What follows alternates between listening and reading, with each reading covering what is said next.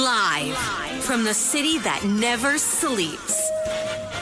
17 miles from Madison Square Garden, New York City. It's America at Night with Rich Valdez. America's favorite late-night talk program featuring interesting guests from around the world and calls from across America. And now, here is your host, Rich Valdez.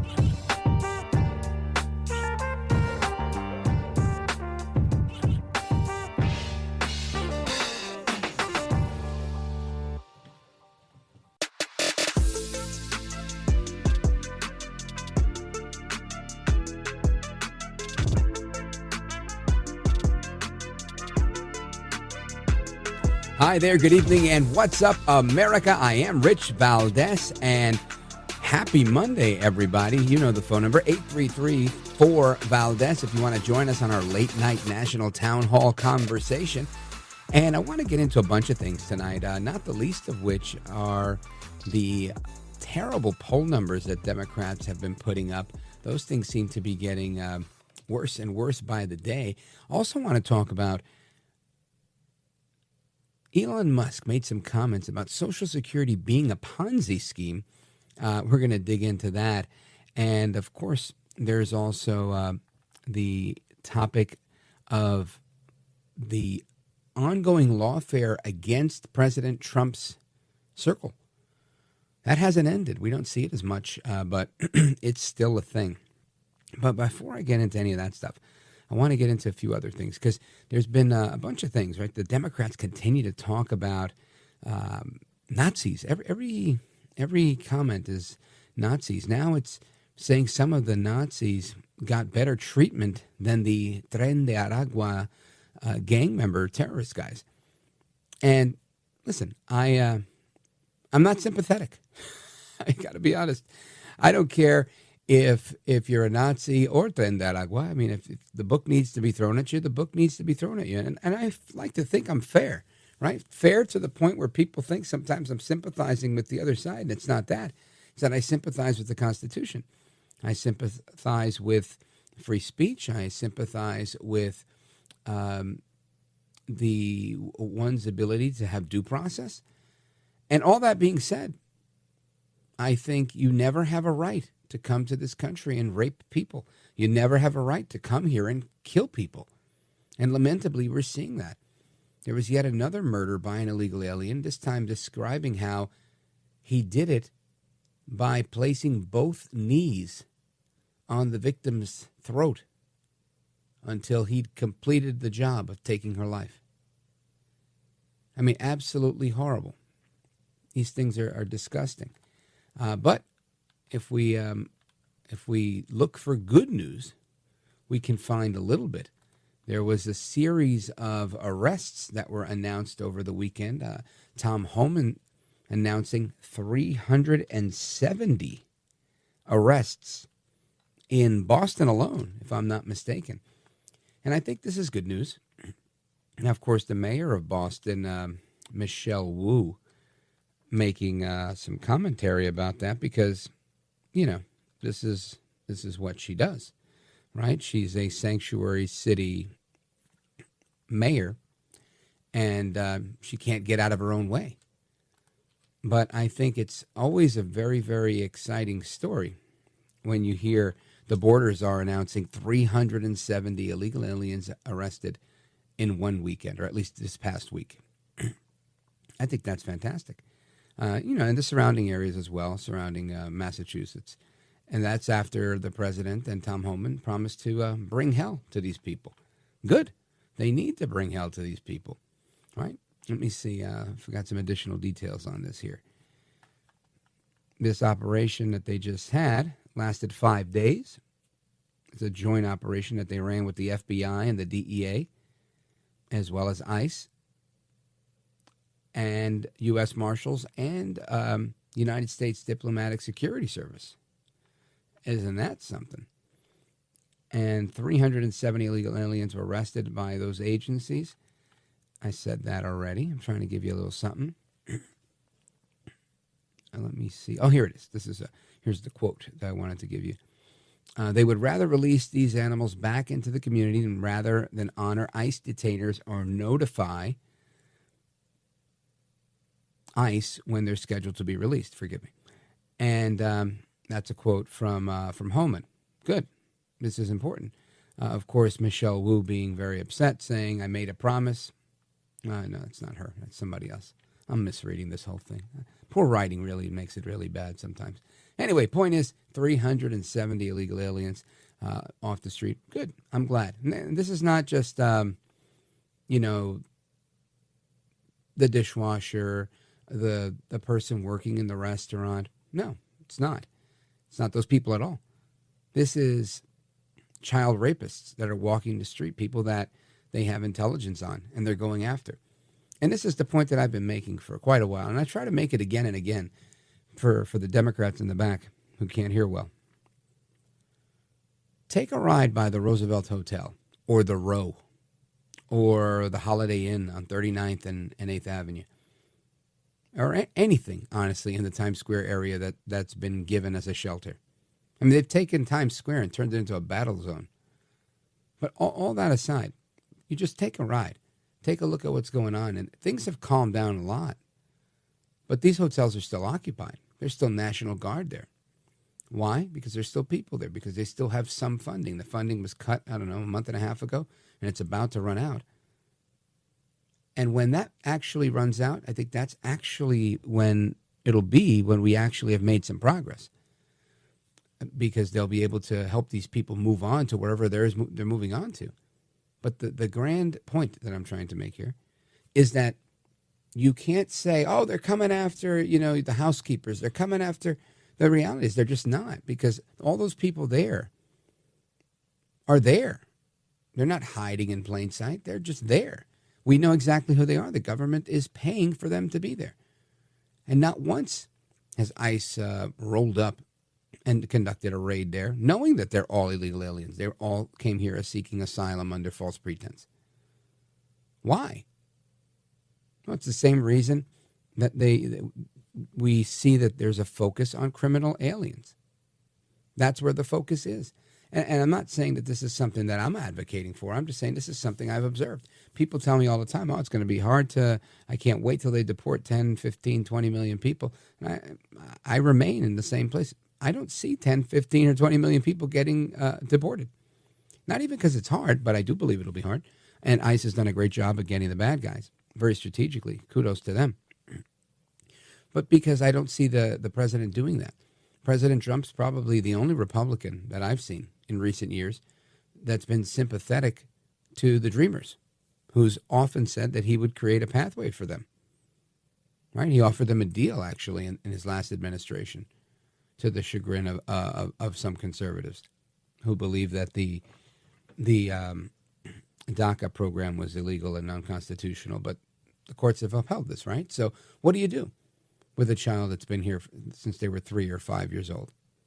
I mean, you can have false compassion and say, look, I feel really bad for you. I understand you came here when you're 5, but you got to go. Or you can have real compassion and say, look, you came here.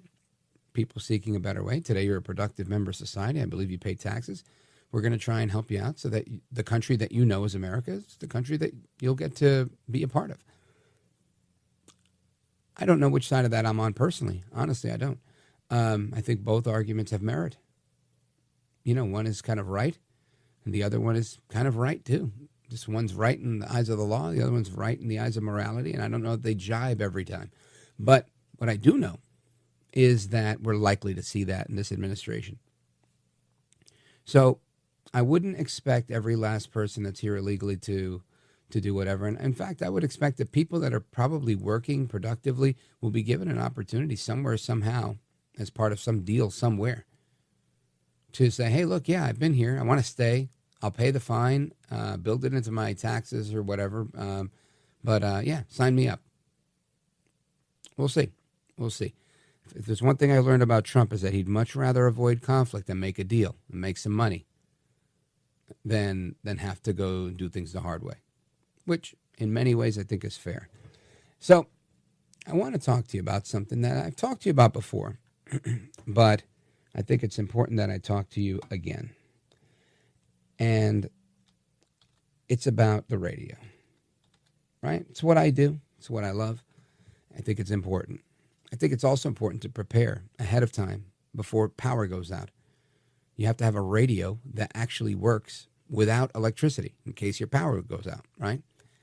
Well, C-Crane, which is based in California, where they do have brownouts and power outages, the CC Radio Solar is Bluetooth enabled. It's built for the surprise power outages and unforeseen emergencies that lamentably life brings us. You'll always be informed of the latest weather conditions because it has a NOAA weather band, and it comes with built-in alerts. Now, that's not all. Sound like an infomercial, right? It also has superior AM and FM reception. It's got voice-focused audio, so you'll never, ever miss a word of my show. Plus, if there's a problem with the power grid, you're covered with the CC Radio Solar because it works on batteries. It works on solar. It also has a hand crank. That's right. You could twist it up and make sure you make your own energy to listen to the radio. And in times of emergency, I remember going through 9/11, the TVs went out in New York City because there were TV antennas at the top of the World Trade Center. But radio stations remained on. At least the radio station that I used to work at remained on. So with a hand crank radio, you'd be in great shape. Plus, it comes with an optional AC power cable, and it has a built-in LED flashlight. So if you can't see, you'll have a little light. Anyway, this also doubles as a Bluetooth speaker for some entertainment if you're camping or in the yard or anything like that. And you could listen to podcasts just like mine. So order the CC Radio Solar by calling C. Crane at 800-522-8863. That's 1-800-522-8863. Or visit C. Crane online at ccrane.com/rich. I'll spell it for you. That's CCRANE.com/RICH. And use my name, Rich, RICH, at checkout for 10% off any order that you make that's over $75. Get one for yourself. Get one for a friend. I'll be right back. This is America at Night with Rich Valdez.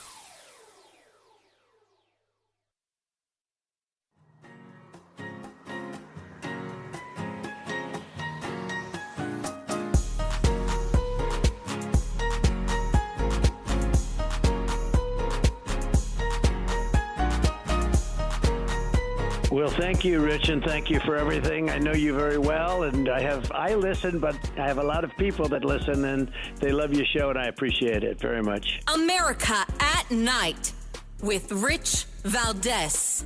Views of the Democratic Party have dropped to a new low. A new CNN poll says 29% of Americans view the party positively. That is the lowest rating since 1992. And even among Democrats, support has fallen, with just 63% of party members viewing it positively.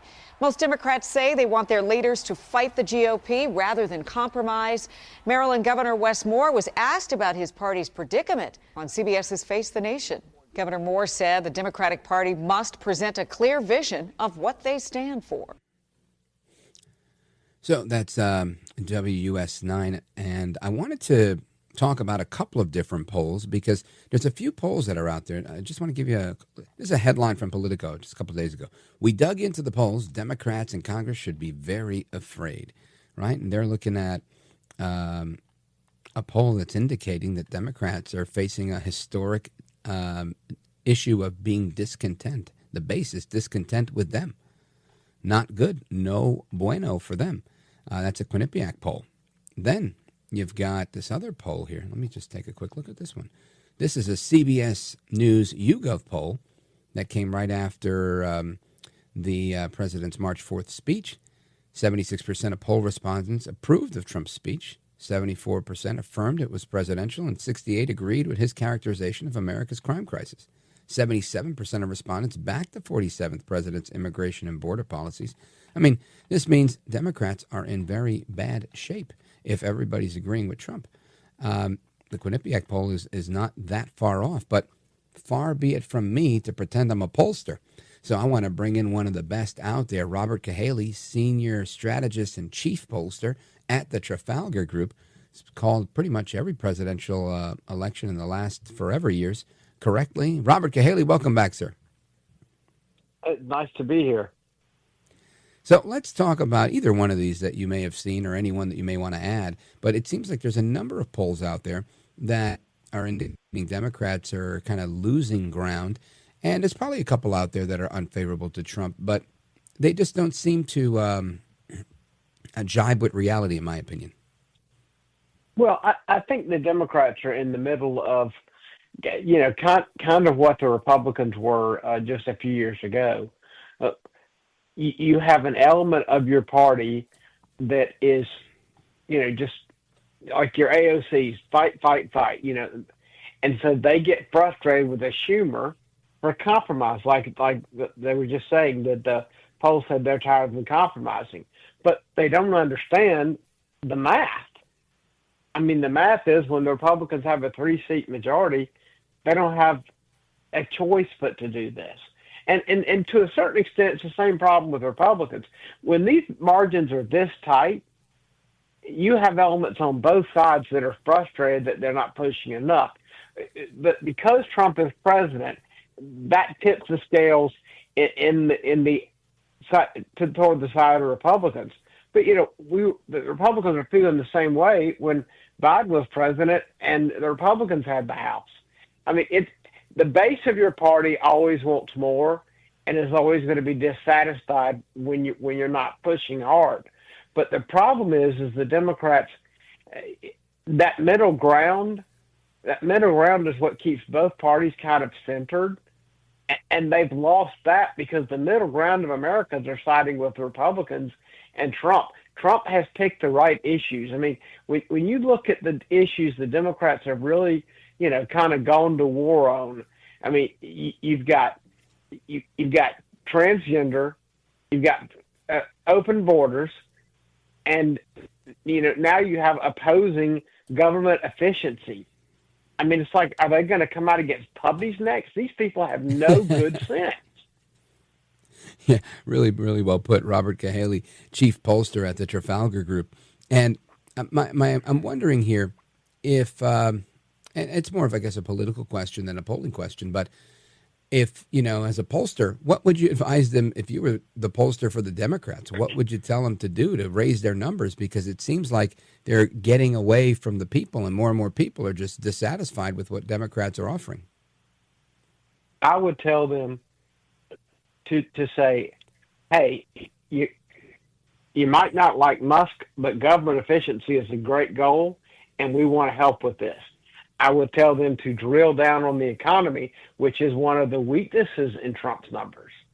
And I would tell them to abandon, basically just every issue that's 70-30, don't be on the 30 side. Right. Folks, we're on with Robert Cahaly, chief pollster at the Trafalgar Group, and we're coming back to continue our discussion on the Democrats' poor poll numbers and some other polling data that's out there. So keep it locked right here. We're coming right back. Rich Valdez, Open Phones Across America, follows that. Looking forward to the chat with you guys. We're coming right back with Robert Cahaly. I'm Rich Valdez.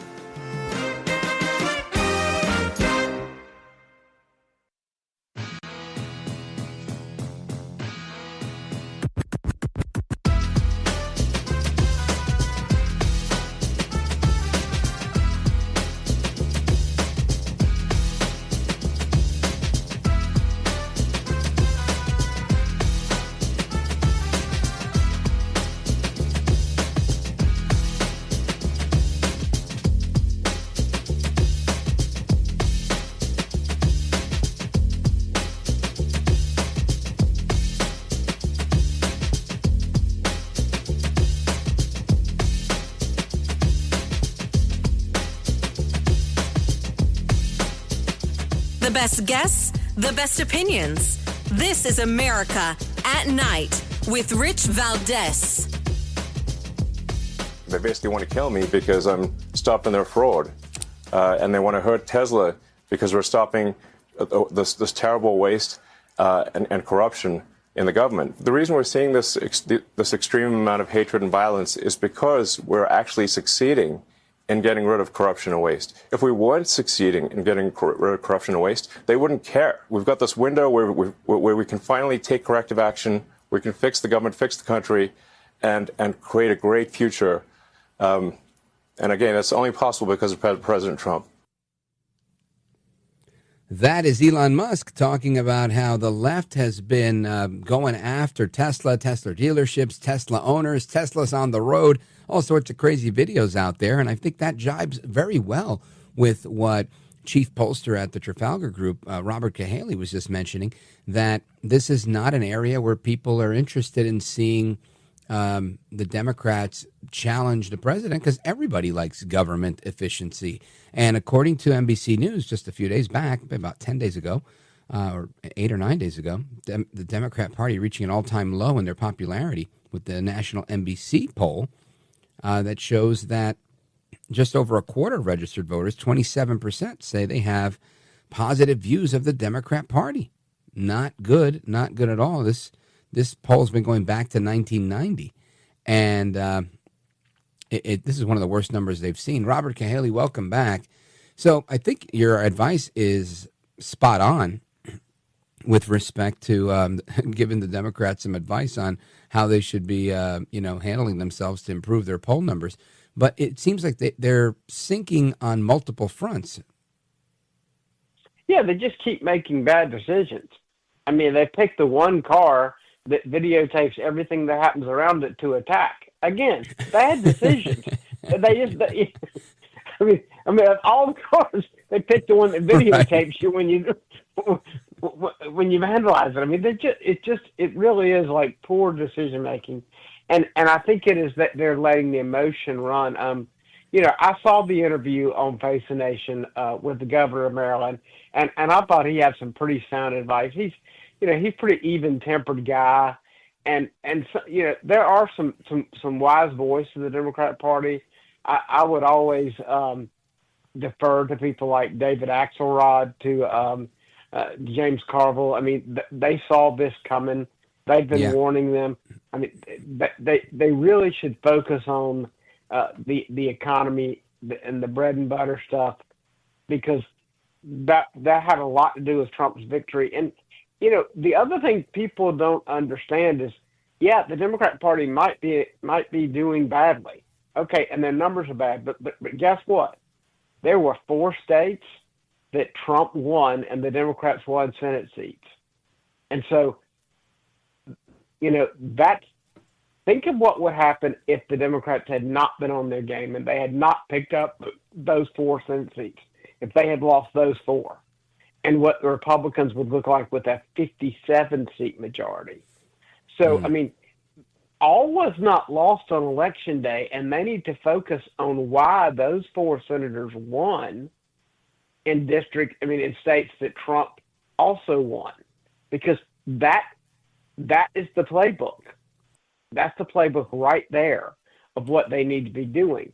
Instead, they're going to make the mistake of focusing on the AOC playbook and the squad, and that is not their recipe to get there. More wokeness, more anti-Israel, that is not the way you get to where you're trying to go.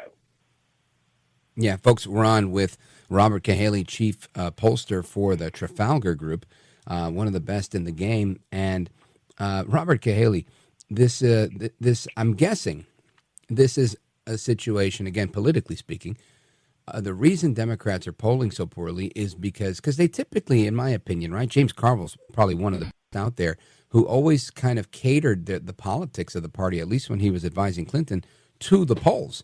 They kind of managed everything by polls. And it seems like they've kind of gone away from that, and they're making these bad decisions. But I think it's beyond bad decisions. I really feel like it's a case of them being tone deaf. Oh, absolutely. They have no idea what average people think. I mean, Michael Smerconish on CNN actually talks about this a lot, about the fact that so many people in the Democrat Party are not aware of the way average Americans live, and that's the only way they're going to get back is to, the different experiences that people have. That, I mean, he even said himself that, when you kind of the coastal elites, that you get in this bubble and it is an echo chamber, and you don't realize what's going on. That there's a real big divide, and that American that feels abandoned, that feels lost, is more than the people who, live with extremely high income and college degrees on the coast. It just is. And so they have to recognize that. And that's something that they can't, it's almost an elitism to a point that they are not willing to recognize that they are not bequeathed by the fact of where they are in social status to be rulers. They can't accept it. They can't accept that they don't set the standard. That's really well put, and an interesting way of putting it. I've never looked at it as in they can't accept that standard. I've always thought of it as that's truly their belief system, is that they believe they're entitled to be rulers. They're entitled to being the upper echelon of the class structure that Marx described. And I like your way better, because to me it seems like that's just the default, and they're like, yeah, you're right. I can't believe we're not rulers, and I think that's probably more accurate. Folks, we're on with Robert Cahaly. Because everybody else is wrong. Everybody else is wrong. Right, they know better than everyone. They can't be in charge because they're wrong. Wrong or Republican. Right, but I'm saying, but in their mind, Republicans are wrong, therefore they can't be in charge. Republicans have accepted a long time ago that people who are wrong can be in charge.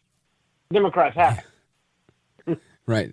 And it seems like it's undoing them. I think the other thing that's undoing them, and I don't know if you have any polling data on this, but it'd be interesting to see if there's any surveys that kind of correlate at all, is I think there's two nuances going on here. One, you have a progressive left that I think is not as strong as it was a while back, a couple of years ago, right? Several members of the squad didn't get reelected. However, those that remain in the squad, I'm going to use AOC, All Out Crazy, my least favorite congresswoman from the Bronx and Queens, as an example. She is in New York. And in New York, I think the progressive left has maintained a little bit of their stronghold, despite the growth of the MAGA movement.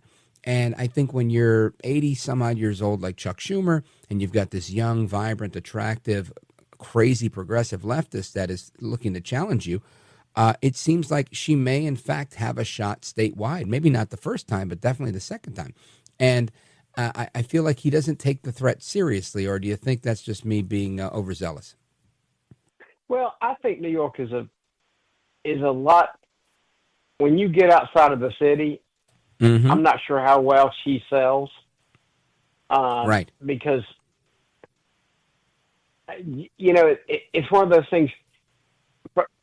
If somebody was smart, they would listen to what Schumer said. If Schumer's real fear was a government shutdown that opens the door for Trump and Musk to redefine what essential is, that's pretty good logic. Yeah. And yet they can't accept that.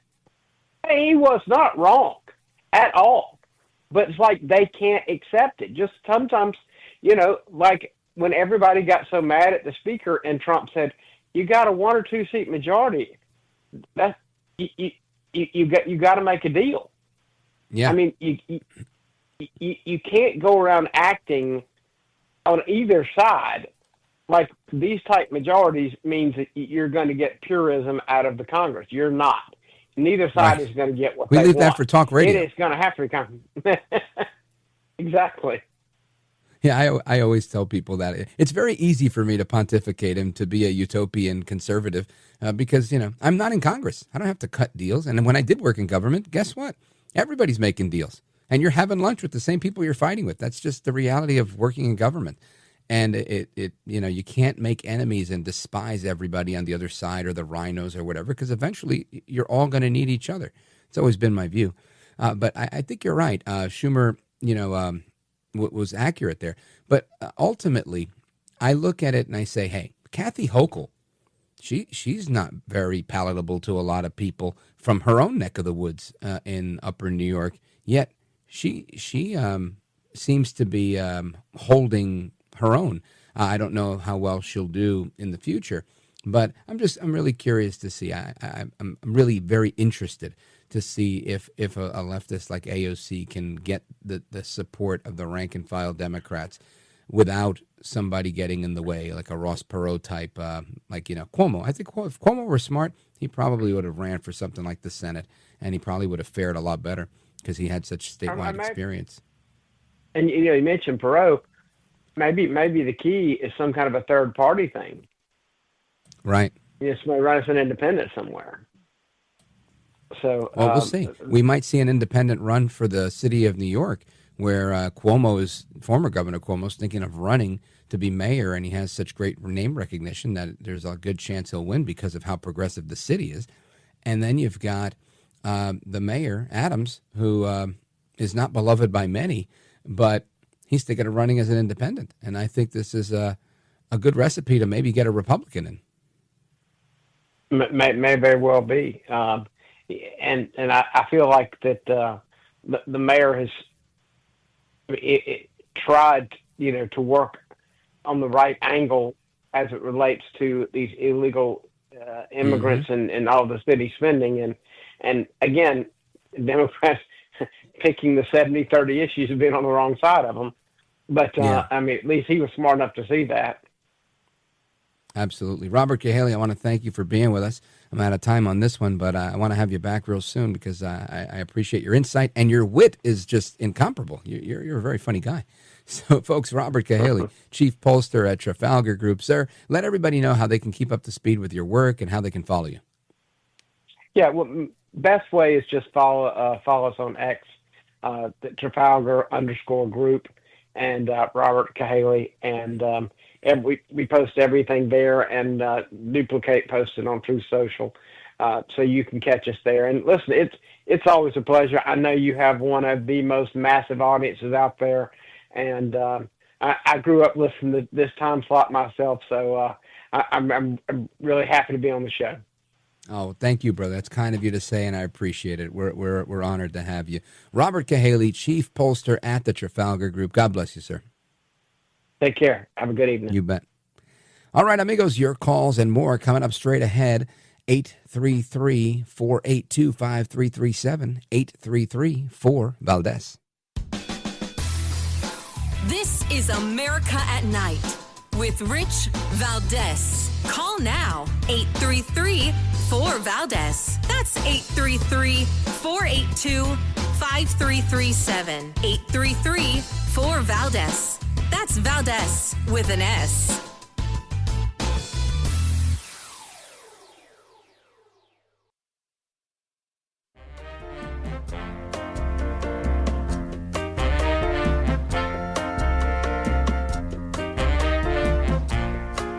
After the guest leaves every night and we're doing open phones, kind of at the heartbeat of America. And you sit there in this radio studio and suddenly you hear voices. Mobile, Dallas, New York, Miami. And there's kind of a conglomeration of America all in one room. Call now, 833-4-VALDEZ. That's 833-482-5337. 833-4-VALDEZ. That's Valdez with an S. All right, amigos, welcome back. Familia, we continue our conversation with me, Rich Valdez, working the late shift with you, straight till midnight, 1 a.m. in other parts of the country. And the phone number, you got it, 833-4-VALDEZ. We're going to hit the phones right now. But before we do, that was Larry King that you just heard, my predecessor's predecessor. And I saw over the weekend, Larry King was part of something called the Comedy Central Roast of Donald Trump. I think this was back in 2011. It's vile, a little bit funny, but largely vile. And Trump took it like a champ. What a gentleman. And it's interesting how these people were all his friends. Now they're all his critics. And the real funny part for me was Larry King gets up there to roast him, and he makes a couple of jokes or whatever. But at one point he says, all right, let's go to Alabama. Like he's taking calls. But he was really doing like some stand-up comedy, which was very, very funny. And I loved that. We don't have enough of that in life today. Anyway, let us go to the phones. Washington, D.C., WMAL. Danny, go right ahead, sir. Hey, Rich, thanks for jumping into this time slot. I mean, I wasn't quite sure who I was going to be listening to while I was trying to count sheep, but a couple segments ago you were mentioning about the migrants that are still living up in the hotels in New York, and you made that fatal flaw of it's government funded. No. Well, it's let me explain. Funded. The government has no money but let me except for what they explain. steal from us. All right, hang on. Thank you. What I'm saying is there are grants that have been laundered from NGO, from the federal government, from FEMA, actually, right, that were sent to an NGO to the city of New York and have been sent out to the people. So, yes, obviously, to a point well taken, that the government produces no goods, so therefore they make no profit, they make no money, they have no money, they use our money. But in this particular scenario, the point that I was trying to point out was that the funding for this, which is something that was running through March, is set to expire. So I wasn't really talking about what you're talking about, but I get your point. Yeah, and another thing, when they were talking about some of these things that Doge was going after, and USAID and so on and so forth, and they're like, oh, burn your documents. You mean the very documents that you're going to need to save your backside? Yeah, but that's pretty crazy. Let me just, for the audience's sake, let me just remind them. So they had scheduled a bunch of documents for shredding, and they put out a memo saying if we're not able to get the shredders, if you're not able to get your paperwork to the shredder in time, make sure you take it to the burn bin where they're actually physically going to burn documents. This is crazy. And one guy that I heard talking about this, we had him, one of our audio clips here. This guy worked for the Department of State and said the only time that he's ever heard of that being approved is if an embassy is being attacked overseas, and that's part of the protocol, which is to burn the document so the bad guys don't get it, Danny. Yeah. But you know what? That's the thing, and it was brought up in a segment ago. They are right no matter what, and they're also the bad guys. But there was a thing about a week or two before the president was reinaugurated, where Zelensky had said that the previous administration had promised him $178 billion, but he had only received $68 billion of it. Where's the other 110? Yeah, listen, I think we're all wondering the same question. Danny, I got to hit a break right here, but excellent call. I hope you call in again. Really good conversation. Shout out to WMAL and Danny in Washington, D.C. Folks are coming right back. Your calls and more. Don't go anywhere. This is America at Night with Rich Valdez.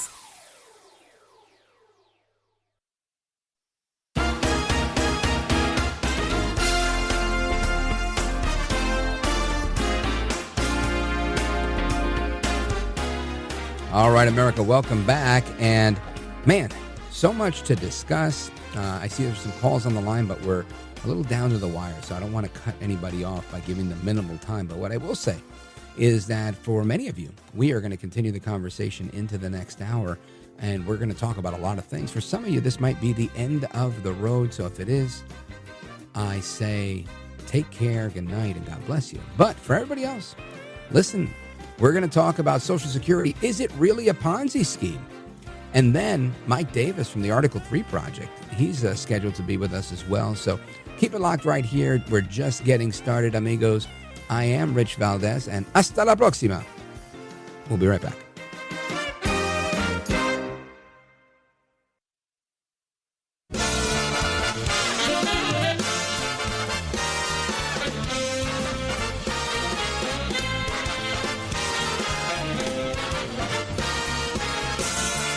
Live from the city that never sleeps.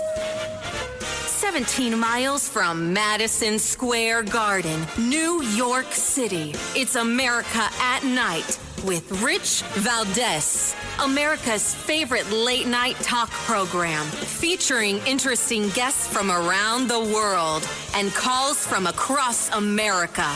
And now, here is your host, Rich Valdez.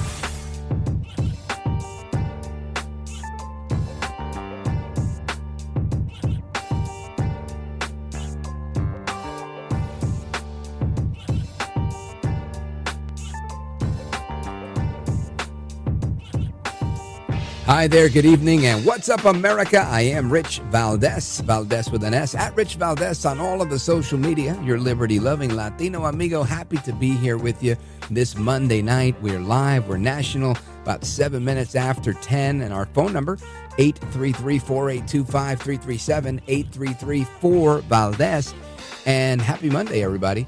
I just saw some of these headlines, and I was like, man, there's a lot going on here. One of the things that I think is interesting about the headlines today is how the government is handling a lot of what's going on. Earlier today, if you opened up your news app, your social media, whatever and what have you, you would see these big headlines from the left coming and saying that Pete Hegseth was leaking information. He's an amateur. There was a text that included war plans and all this other BS. It never happened like usual, like the suckers and losers, and like so many other things that they say that this one did and that one said. But the reality is it never happened. Pete Hegseth today making a comment on this situation. Listen to this. Can you share how your information about war plans against the Houthis in Yemen was shared with a journalist in The Atlantic? And were those details classified? You're talking about a deceitful and highly discredited so-called journalist who's made a profession of peddling hoaxes time and time again, to include the hoaxes of Russia, or the fine people on both sides hoax, or suckers and losers hoax. So this is the guy that peddles in garbage. This is what he does. I would love to comment on the Houthi campaign because of the skill and courage of our troops. I've monitored it very closely from the beginning. And you see, we've been managing 4 years of deferred maintenance under the Trump administration. Our troops, our sailors were getting shot at as targets. Our ships couldn't sail through. And when they did shoot back, it was purely defensively or at shacks in Yemen. President Trump said, no more. We will reestablish deterrence. We will open freedom of navigation, and we will ultimately decimate the Houthis, which is exactly what we're doing as we speak from the beginning, overwhelmingly. Why were those details shared on Signal, and how did you learn that a journalist was privy to the targets, the types of weapons used? I've heard I was characterized. Nobody was texting war plans, and that's all I have to say about that. Thank you. I appreciate it. Again, that is Secretary of Defense Pete Hegseth. Nobody was texting war plans, and that's all I have to say about that. That was on an official trip to Hawaii. And again, this is coming from the Atlantic editor-in-chief, Jeffrey Goldberg, reporting that he was added to the group chat on March 13th, 2 days after National Security Advisor Mike Waltz requested to add him as a contact on the Signal app. The group chat was for the purpose of coordinating between the heads of different government agencies, according to the piece and according to Mr. Goldberg. Goldberg claimed that the morning of the strikes on March 15th, Hegseth had texted the war plan at 11:44 a.m. The plan included precise information about weapons packages, targets, and timing. Goldberg wrote that Hegseth had posted in this group chat, blah, blah, blah, blah, blah, all the rest of it. Hegseth, again, responding, this guy peddles in garbage, and this is what he does. He also commented that the troops and who conducted the raids, and the president, he commended the troops for conducting the raids, and the president for ordering the strike. And you heard that part. The interesting thing here is we've seen how this Atlantic, it's always the Atlantic, right? It's if we could say, oh my gosh, the Atlantic is the most intrepid magazine out there, but the reality is it's not. And whenever there is a controversy about he said, she said, it seems to always come from the Atlantic or the New York Times. And this is why I think trust in the media is at such an all-time low, because they constantly put information out there that's not accurate. I would suspect that Pete Hegseth did not add anyone in the media and that it's not, in fact, Pete Hegseth. Right? It's not amateur hour. Nobody's texting war plans. Listen, all I could tell you is this. I've met Pete Hegseth, and I can't say I've spoken to him about this. I have not. But I can tell you that I've worked in the government, not the federal government. I worked in the state government in New Jersey. And it's the onboarding process when you go into the government, when you work in the governor's administration, is I'm not going to say it's intense, but it's very clear, very precise, to the point where they tell you, look, we are here to avoid even the appearance of impropriety.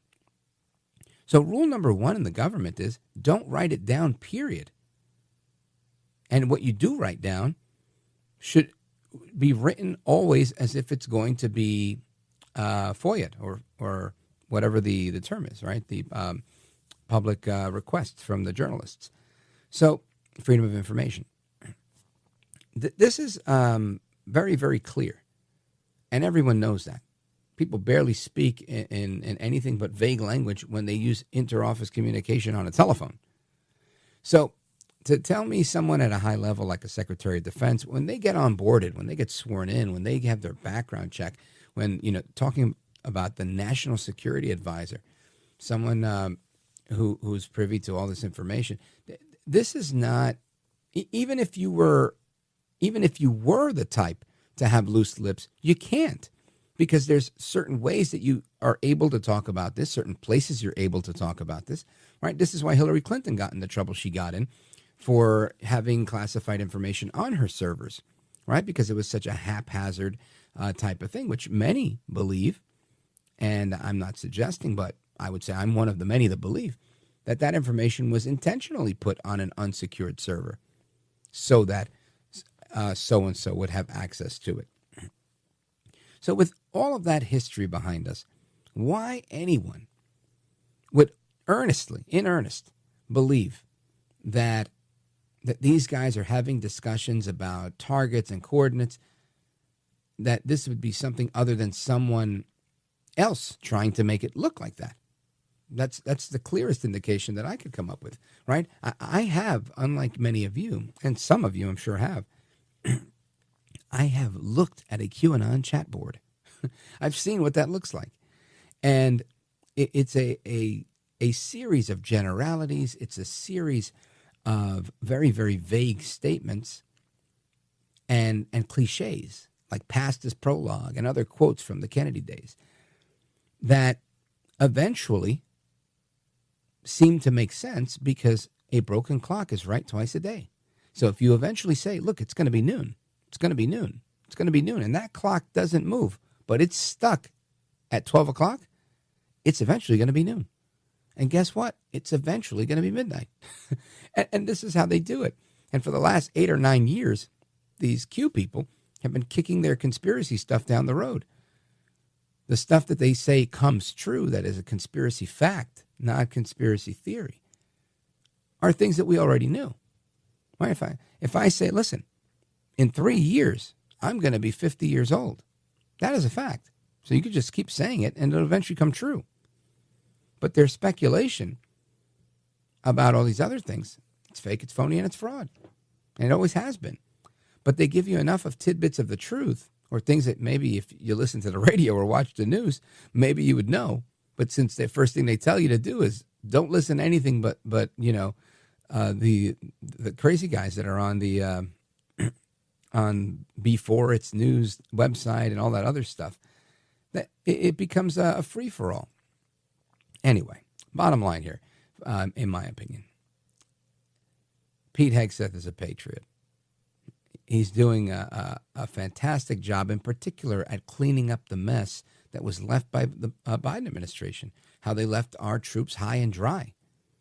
And I think it's disgraceful for these clowns in the media to try to come at him, to try and malign the men and women of the United States military and their secretary and their president, their commander-in-chief. But this is what they do, and they've done it before, and they'll do it again, because that's just how they roll, especially at the Atlantic. So I want to get into something else, which is how the media thinks that Elon Musk saying that Social Security is a Ponzi scheme and making a reference on the Rogan podcast is somehow, I don't know, evil or sinister or bad. When I think it's a pretty interesting assessment, and whether I agree with it or not, it's up to me hearing it, right? Let's talk about it first and understand it before we fly off the deep end. Well, anyway, I want to fact check that just like we fact checked the Atlantic. That's coming up straight ahead with my buddy Jim Agresti from JustFacts.com. Don't go anywhere. This is America at Night with Rich Valdez.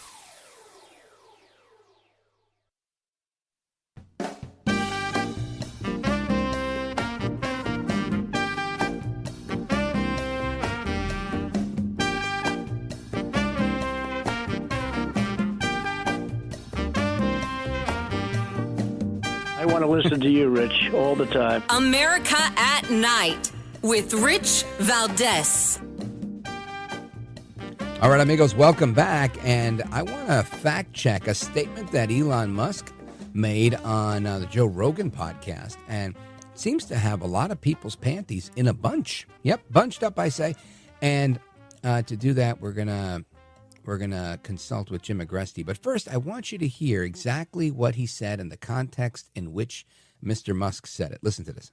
Well, I mean, the government's one big pyramid scheme, if you ask me. Yeah, well, you can tell me better than anybody. Social Security is the biggest Ponzi scheme of all time. Right, explain that.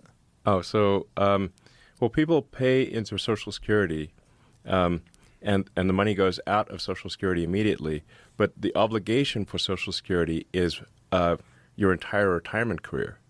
So you're paying with you're paying like if you look at the future obligations of Social Security, it far exceeds the tax revenue. Far. Have you ever looked at the debt clock? Yes. Okay. There's our present day debt, but then there's our future obligations. So when you look at the future obligations of Social Security, the actual national debt is like double what people think it is because of the future obligations. So basically people are living way longer than expected. And there are fewer babies being born. So you have more people who are retired and that live for a long time and get retirement payments. So the future obligations. So however bad the financial situation is right now for the federal government, it will be much worse in the future. So there you have it. That is the context in which Elon Musk said what he said. Now, I want to get the opinion of, well, not the opinion, I want to get just the facts from Jim Agresti. James Agresti is the president, co-founder of JustFacts.com. My opinion, the best think tank outside of Washington, D.C. that there is. Jim, welcome back, sir. Richie V, thanks for having me, and we're working hard to make it the best think tank, not just the best one outside of D.C.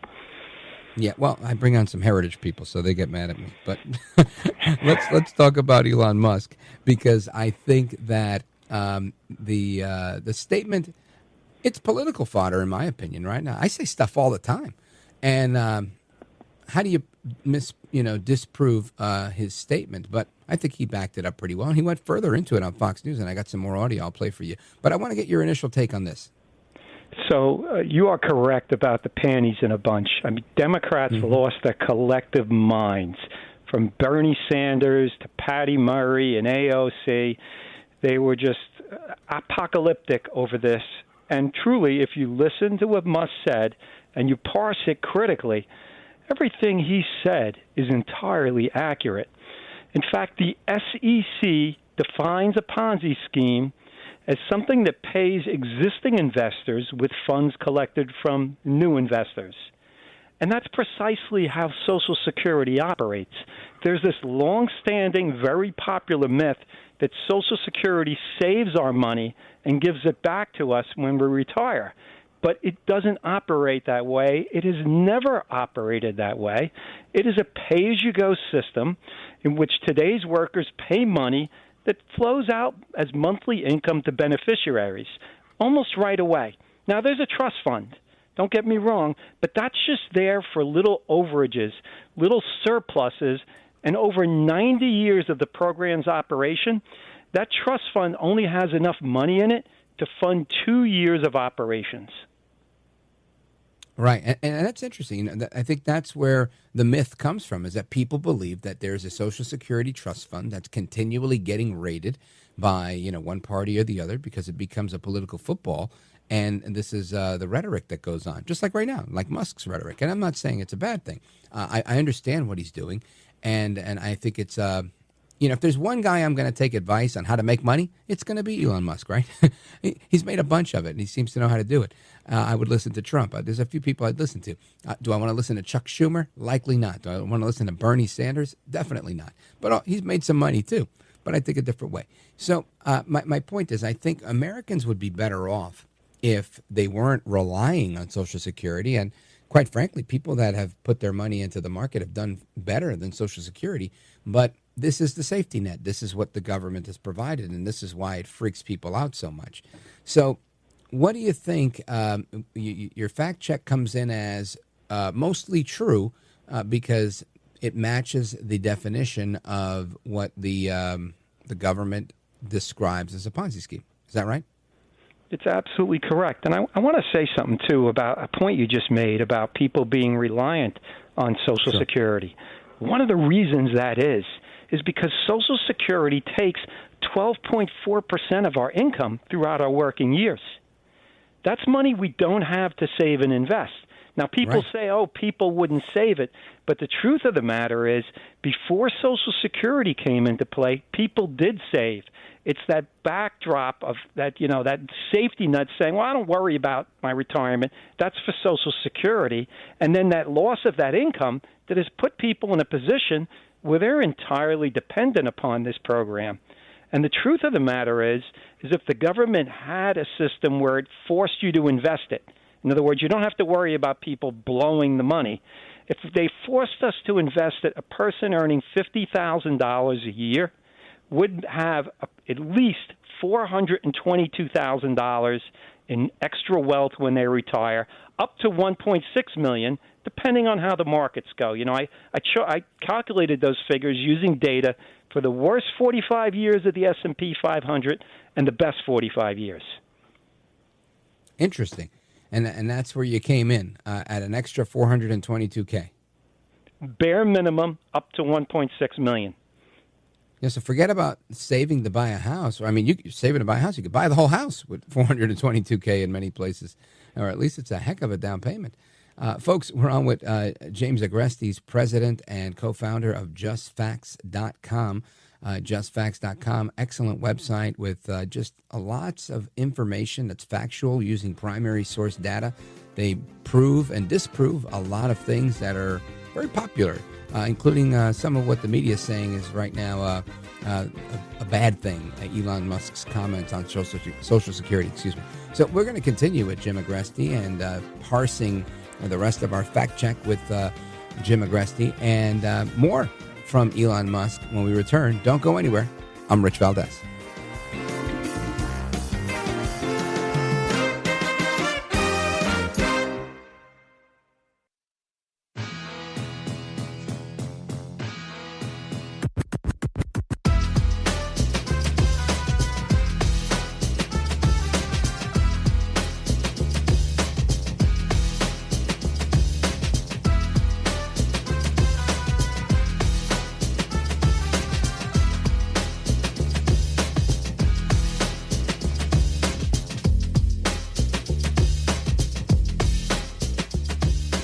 Mr. Call Screener, who is a budding radio star, by the way.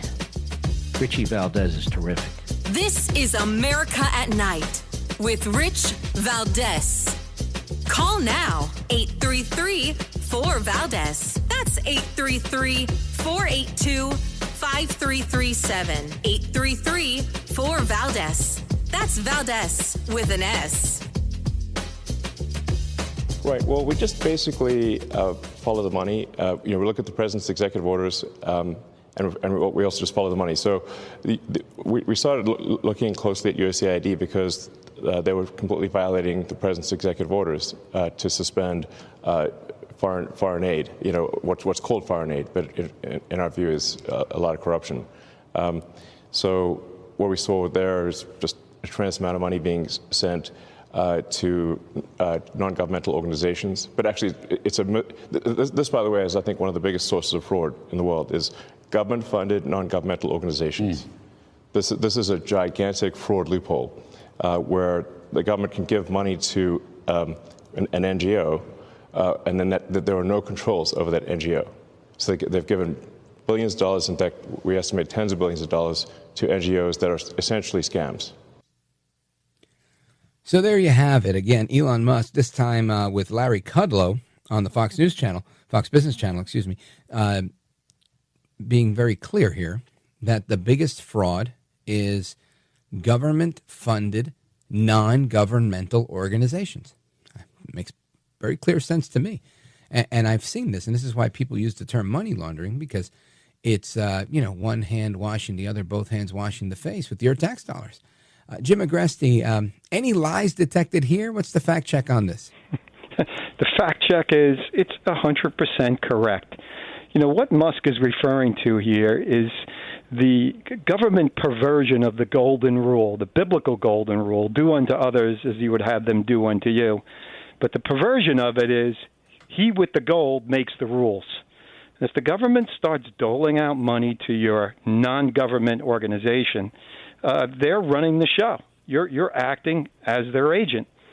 The U.S. Government Accountability Office estimates that the federal government loses $233 billion to $521 billion a year to fraud alone.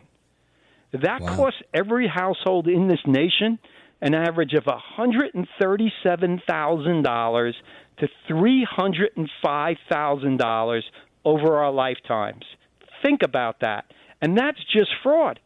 That's not waste and abuse, which is really what Musk is referring to here, where, they're obeying the rules of the law, but really this is wasteful. It's abusive. Yeah, I'm with you. As you're describing that, I can't help but think there are some private industries that border usury also, homeowners associations, the HOAs. I feel like they get way too much money. Now, of course, they're private, but it's the same scenario. They just take. It's your money, and yet they want to keep taking it.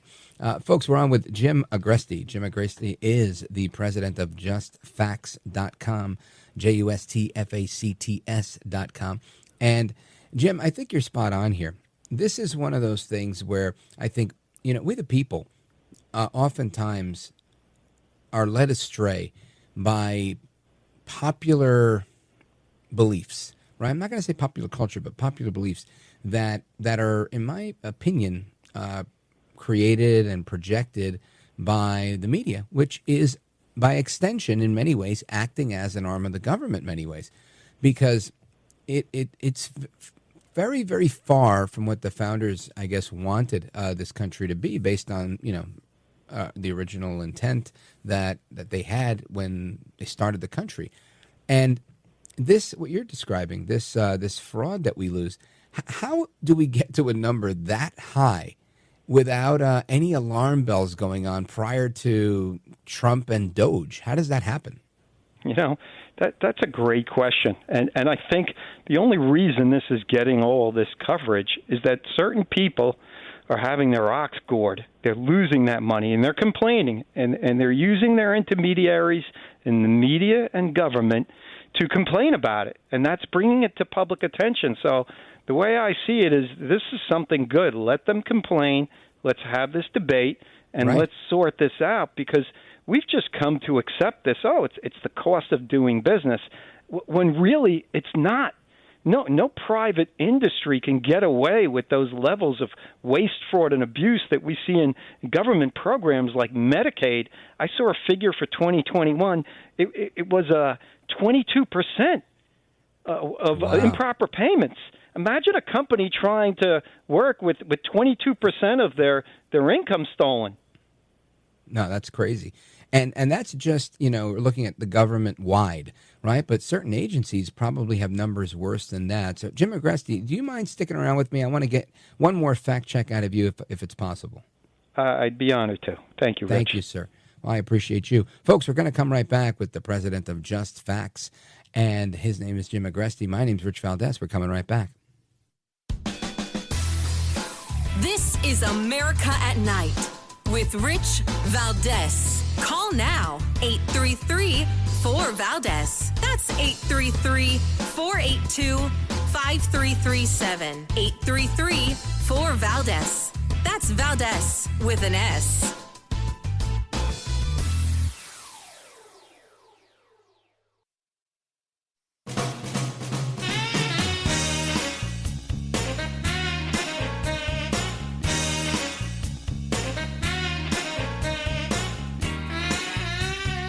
Rich Valdez, who again will do a fine job, and I know you'll enjoy listening to him. This is America at Night with Rich Valdez.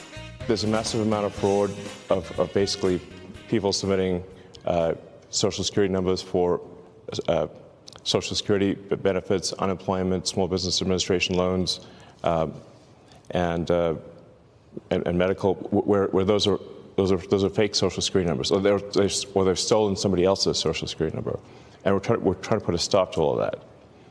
And that's the number which is estimated to be on the order of 10% of federal expenditures, which is, half a trillion dollars. It's a huge number. Yeah. That again, Elon Musk on the Fox News channel with Larry Kudlow, and talking about fraud in Social Security. And again, by extension, at my personal request, because he's such a good guy and he's a really brilliant individual, president and co-founder of JustFacts.com, Jim Agresti. Where do you weigh in with the fact check here? Because I think people want to know, right? The left is going crazy, saying there's no fraud. You're the fraud. Elon Musk is stealing our Social Security. Jim. So Musk is correct that the Social Security number is a gateway to getting a lot of government benefits, almost all of them. If you're going to sign up for a program, you need a Social Security number if you're going to get a program that's reserved for U.S. residents, legal U.S. residents. The problem is that illegal immigrants commonly use fraudulent Social Security numbers to secure these benefits and do a lot of things they shouldn't be doing here, like work, for example.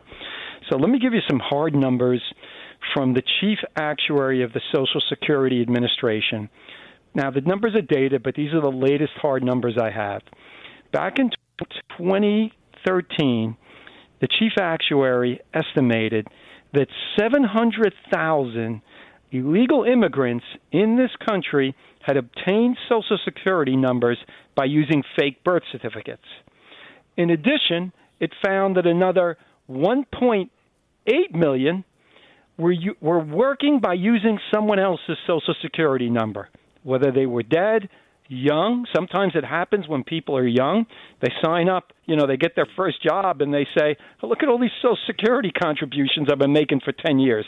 How can that be? I'm 16 years old. So, yeah, this is pervasive. And even the head of the California State Senate recently said in a speech on the House floor during Trump's first term, he said, hey, if Trump starts deporting people who use fake IDs, my entire family's going to be deported, because anyone who knows undocumented workers knows almost entirely all of them have fake Social Security numbers, driver's licenses, and other forms of identification. So, yes, it's pervasive. 100%. I agree with that, too. And it's almost shocking, but more like disappointing, that we haven't had this conversation before. That we really, at this level, we really haven't had the conversation about government efficiency, about waste and fraud and abuse in this detail before. And I guess that's what excites me, right? In a very Chris Matthews kind of way, sending a chill down my leg. Because I feel that we should have been having this conversation all along. And this is not the fault of Democrats. I'd say this is the fault of Republicans in Congress that did not do enough in their oversight role for historically. Right? I think we should have arrived at this place a long time ago. But rather than name call and point fingers, I'm glad we're here now. And I'm hopeful that some of this will be reined in. Not all. I understand pork is probably built into this stuff. But it'd be nice to think that we might be able to say, holy crap, with a guy like Musk, who's crazy enough to think he can change the world, and he probably will and has, making brain chips, spaceships, and all sorts of other things like electric self-driving cars, that we might be able to have a government that's of the people, for the people, and by the people one day, Jim. It's our money, Rich, right? Every dime this guy saves us ultimately comes out of our pocket or off the national debt. So you and I are dads. It's going to ultimately come out of our pockets if we keep allowing this to happen. And it's just shameful that, like you said, it's gone on as long as it has. And thankfully, somebody with the technology and the political will are involved in saying this has got to come to an end.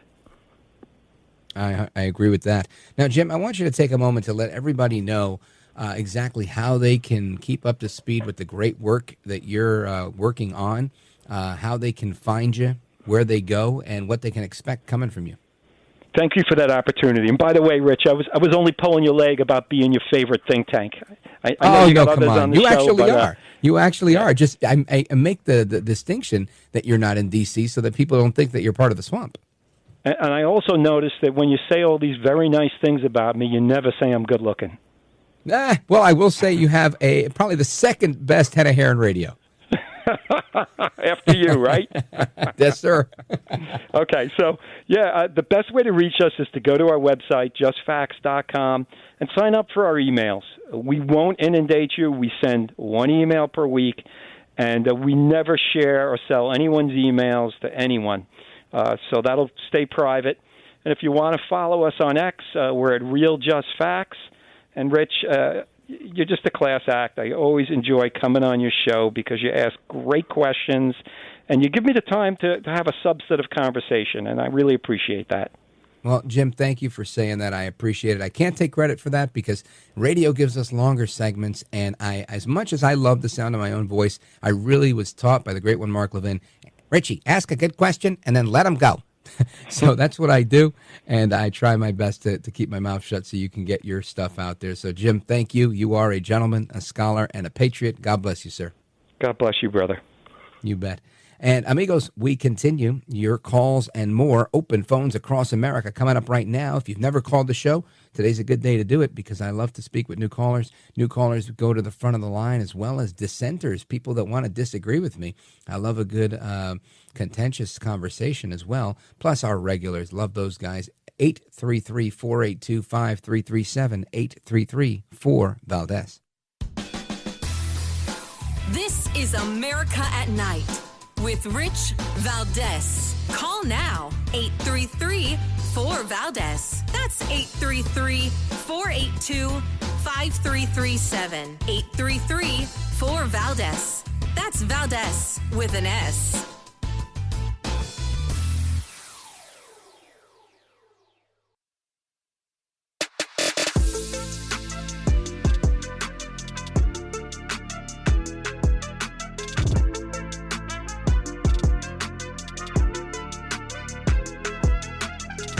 Now, 833-4-VALDEZ. That's 833-482-5337. 833-4-VALDEZ. That's Valdez with an S.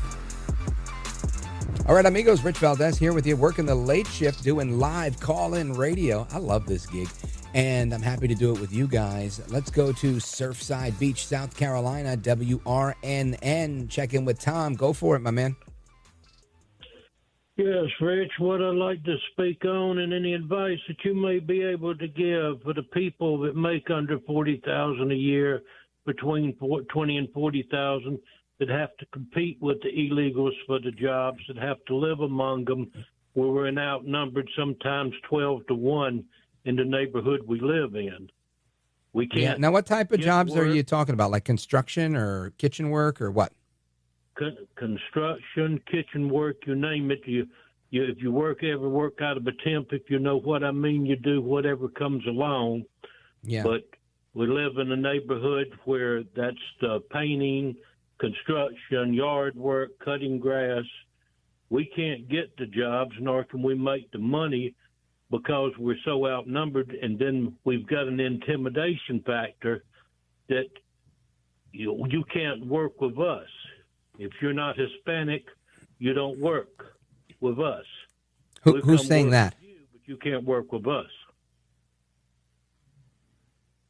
Tom, who's saying that you can't work with them? Every Hispanic that I know. That includes. Oh, you're saying so hundreds. people that are hiring them, or the people that are working? I'm just losing you. The Hispanics, what it is, you have a contractor. He hires as Is it a Hispanic interpreter contractor? And in some cases, yes. Now the Hispanics are starting their own construction, their own things, and well, even more than that, it's more than 90% of them are illegal. I know they're illegal. I've been living here with them for 12 years. Yeah. Well, listen, and this is the case all over. I think this is why you saw so many Hispanics come out in support of Donald Trump, because I think the Hispanic population is a pretty law-abiding population. And in terms of illegal immigration, by and large, Hispanics came out for Trump, for closing the border, and for doing it right. Because most Hispanics in this country, and this is a big number of most, had to wait online, had to apply for their visa, and then apply for their green card, and apply for their citizenship. And that's just a fact. So most people, irrespective of their background, whether they're white people, black people, Asian people, or Hispanic people, I think are on the side of securing the border and keeping America safe, including economically safe. Now, there's always been a contingent of cheap labor in this country, fought for by many country club Republicans, and now lately continued by the Democrats. Each had a different angle in why they wanted so many immigrants in the country, but the result is the same, right? You have people that once would charge X, Y, and Z, and now they can't because they're being undercut by somebody who can pay somebody a fraction of what another type of skilled laborer would cost, and it makes the job that much more affordable for the end user. So I think the bottom line with this is you've just got to wait for this to work, right? I've seen the Trump people making very aggressive gains. I don't believe that they're going to come after people that are doing kitchen work. I don't think they're going to start raiding restaurants. I really don't. Only because I don't know that I would buy the idea that if there were not people from other countries, from all over the world, working in kitchens, that you would have my teenagers doing that work. In some cases, yes, but I think in most, no. Now, when it comes to yard work, landscaping, and construction and that stuff, I think this is an area where you are going to see a crackdown, and you're going to see a lot of people that are either going to have to put up, and they're going to come right after the contractors, whomever they be, because this is an area where you have to keep it competitive, and it's impossible to be competitive if you're working against somebody who's paying slave labor wages. So I hate to say, sit and wait, but really there's not much else you can do except apply pressure. And I think Trump himself is applying a lot of pressure, and we're seeing the results of it daily. Thank you, Tom, in Surfside Beach, South Carolina, WRNN in the building. Keep your head up, brother, and God bless you. Amigos, we continue. There's more to come straight ahead. I'm Rich Valdez.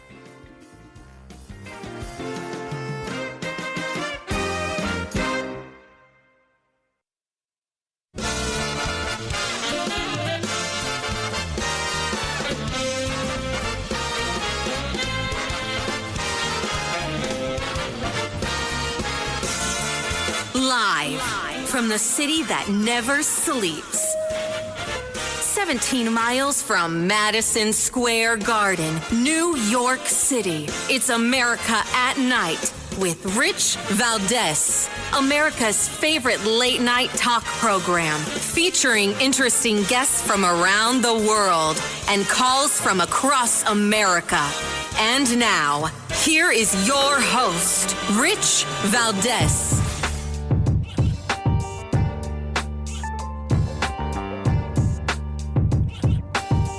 Hi there, good evening, and what's up, America? I am Rich Valdez, Valdez with an S, Rich Valdez on all of the social media.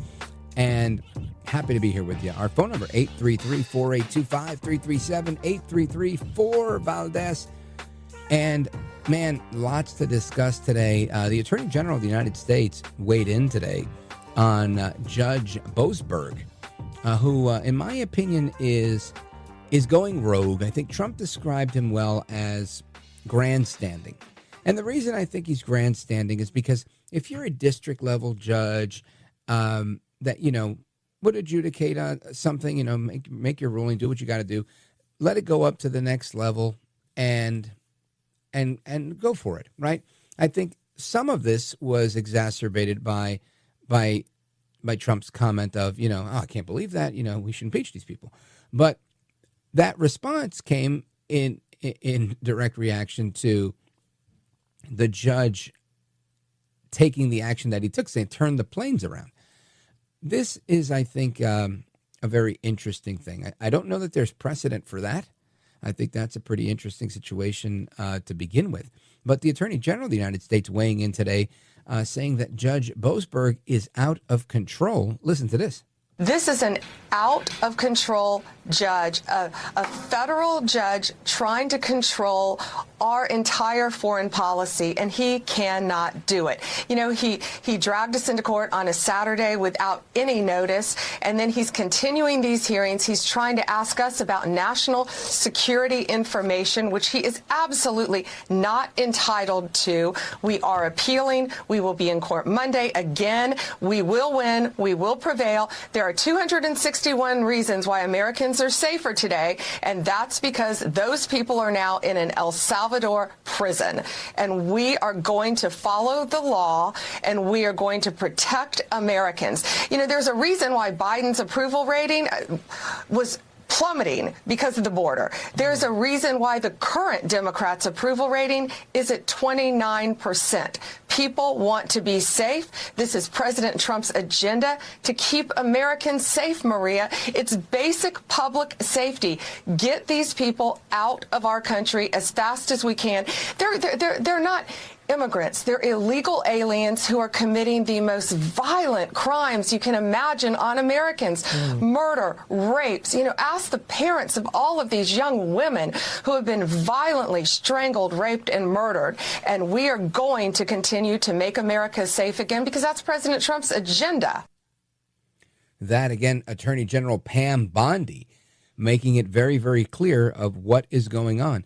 And listen, I have to agree with this because the other side is making this argument about due process, about everything else that they're making this argument about, right? Saying, hey, look, we're just trying to make sure you're deporting the right people.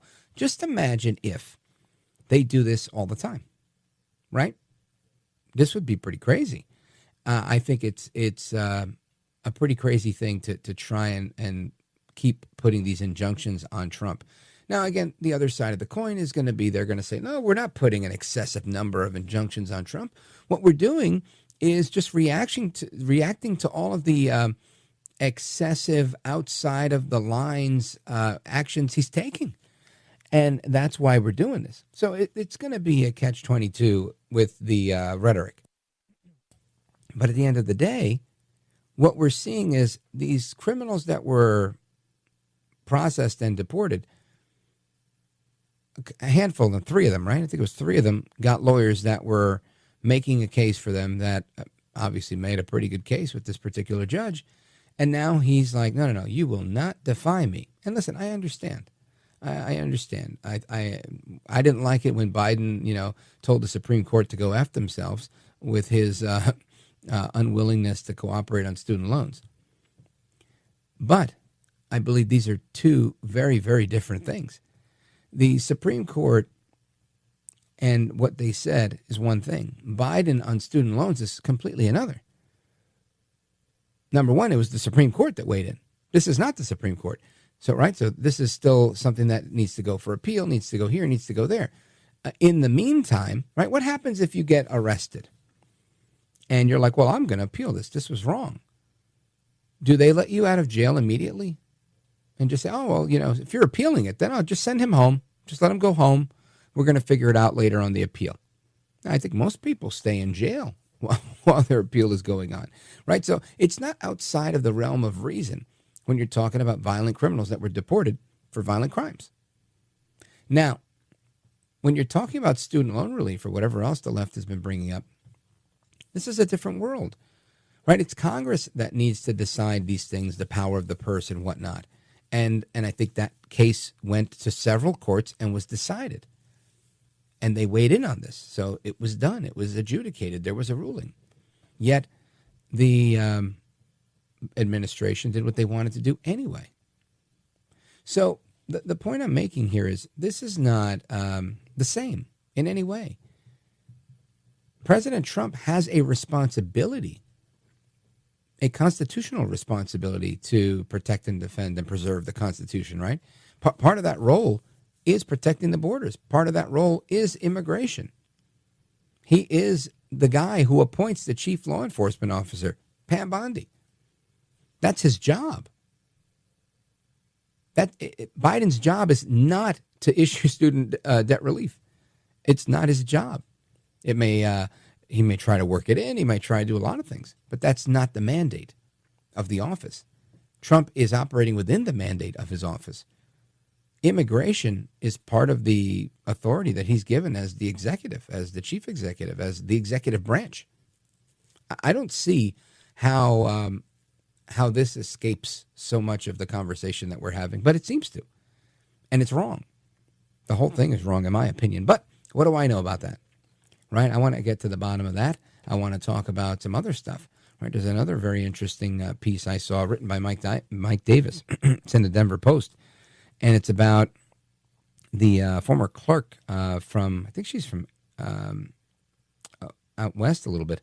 I forget the state, forgive me, but Tina Peters, who from Colorado, exactly. And I don't know why I wanted to say Arizona, but another one of those states that was problematic when it came to the 2020 election. And because she tried to uphold the integrity of an election, she was jailed by a judge. And this is horrible, in my opinion, right? This was a person that should, in my opinion, should not be in jail, but was part of the fallout, the political fallout of that so many in Trump world faced, right? If you were related to Trump or supportive of Trump, they were coming after you, right? They attacked Rudy Giuliani brutally for providing a defense, for serving as Trump's lawyer, saying that he concocted this scheme, that scheme, and the next scheme. They attacked him by taking away his law license in New York. They attacked him by taking his law license or temporarily suspending it, and I think in D.C. These people are savage in my opinion. Now they've gone after this woman and many others, right? The CEO, the CFO of the Trump organization. I mean, it seems like they know no bounds, and I find it to be cruel and unusual punishment, in my opinion. But we're going to talk about that as well straight ahead. So it's that. It's open phones. It's a whole lot of discussion. And I'm Rich Valdez. This is America at Night with Rich Valdez.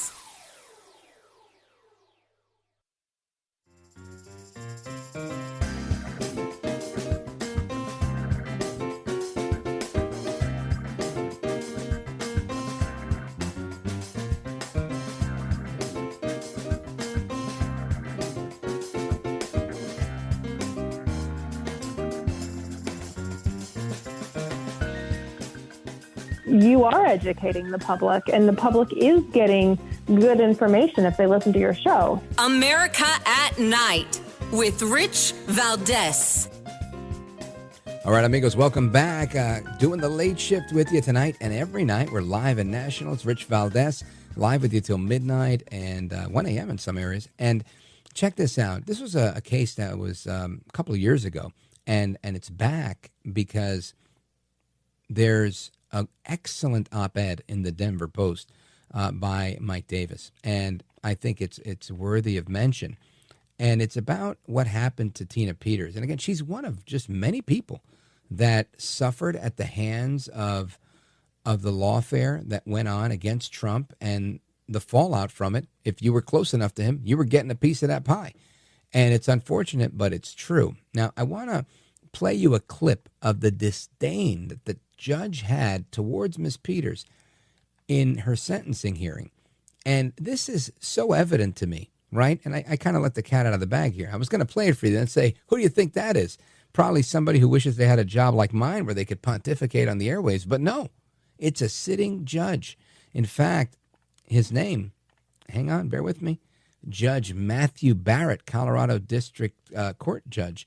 And I got to say, we have a name in Spanish for guys like this. We call them pendejos. But we'll call him Judge Matthew Barrett for now. I want you to listen to cut number 33, where, actually cut number 34, where he basically tells her she is not above the law. Check this out. No one in this country has absolute power. Your position as a clerk and recorder, a constitutional position, does not provide you with a means by which to do your own investigation, to not listen to the judiciary, to not listen to the executives higher than you, to not listen to the legislature who sets the law as it may be. This is nonsense. Our system of government can't function when people in government think that somehow, some way, the power they've been given is absolute in all respects. And that's where you fell. Now, Judge Barrett didn't just stop there. He also wanted to make sure he called her a charlatan. Listen to this. There are many things in my mind that are crystal clear about this case. You are no hero, you abused your position, and you're a charlatan who used and is still using your prior position in office to peddle a snake oil that's been proven to be junk time and time again. And there it is. The truth comes out, peddling the snake oil. He hates Trump. He doesn't like the fact that we found out that the election was stolen, and he's pissed off, and he's taking it out on anybody he can. Now, I want to get that's my opinion, nobody else's. But Mike Davis is with us, and you guys remember Mike Davis. He was clerk to Supreme Court Justice Gorsuch. He's also the founder and president of the Article 3 Project. He's a managing partner at MRD Law and former chief counsel for nominations to the United States Senate. And Chuck Grassley when he was Judiciary Chairman. Mike Davis, welcome back. Thank you for having me back on. You bet, brother. Let's talk about this because I saw your op-ed and I thought, man, this is definitely something we've got to talk about. I think things like this don't get enough action. Let's discuss. What do you think, first off? Just give me some reaction to what you heard the judge saying in the sentencing. I think this judge is an absolute disgrace. I am a Colorado resident. I split my time between D.C. and Colorado. I'm a Colorado attorney.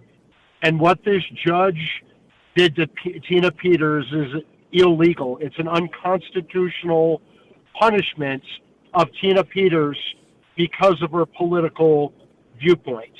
It had nothing to do with trying to rectify a supposed crime. Tina Peters is the Mesa County clerk and recorder. She was the Mesa County clerk and recorder.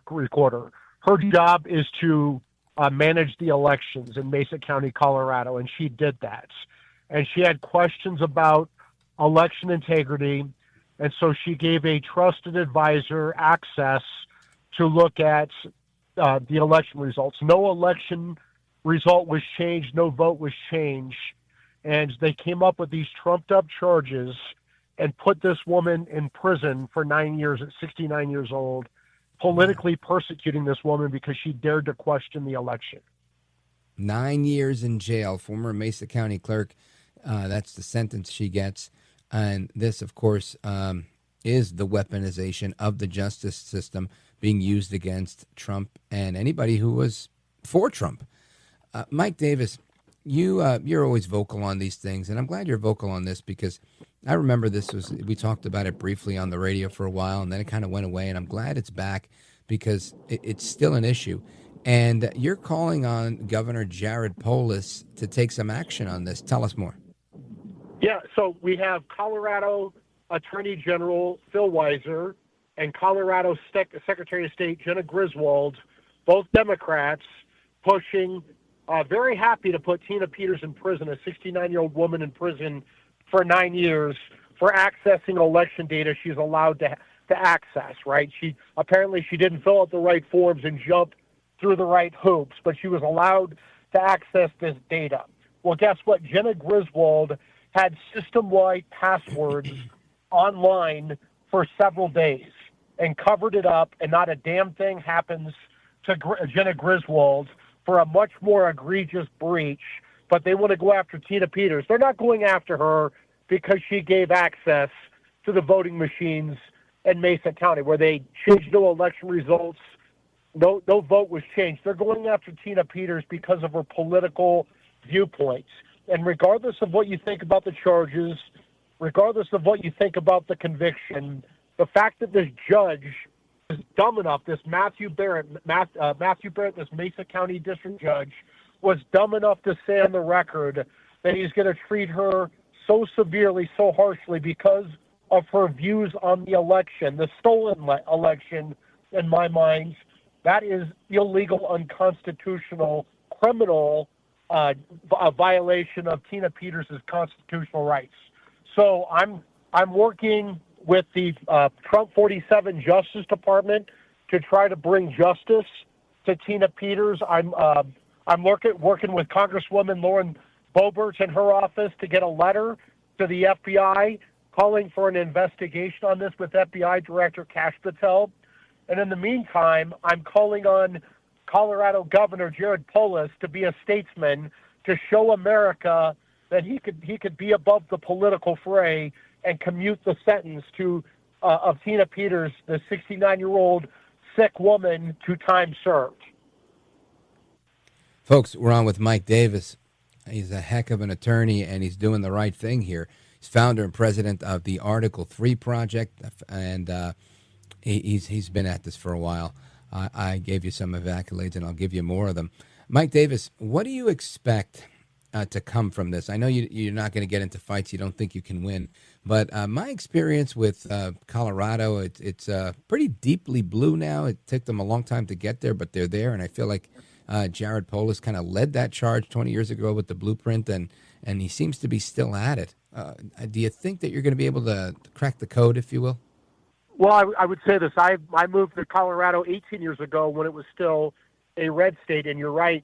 The Democrats turned this into a deep blue state after they legalized marijuana. And all the dirtbags from California moved here to escape California communism, and they brought their communism to Colorado. So that's one thing. But I would say this: if this is not resolved on the state level, it's going to get resolved by the feds. Well, amen to that. I love what's going on. I love the energy. Mike Davis, stick with us. We're going to come right back, get a little bit more from Mike Davis, founder and president of the Article 3 Project, and former clerk to Supreme Court Justice Neil Gorsuch. Folks, we're coming right back. I'm Rich Valdez. Keep it locked right here.